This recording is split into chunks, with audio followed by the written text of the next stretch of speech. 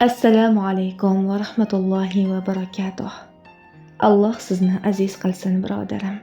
Bilasizmi, men bugun sizdan kechirim so'ramoqchiman.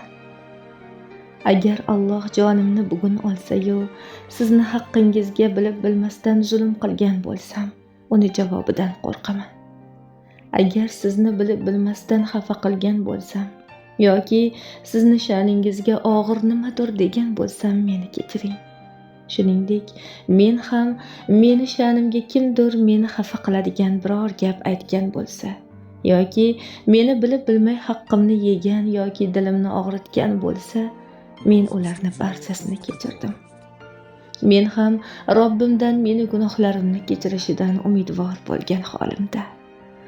Alloh azza va jalla barchamizni kechirsin va zulm qilishdan asrasin. Albatta Alloh bandalariga zulm qilmas. Ular o'zlariga o'zlari zulm qiluvchidir.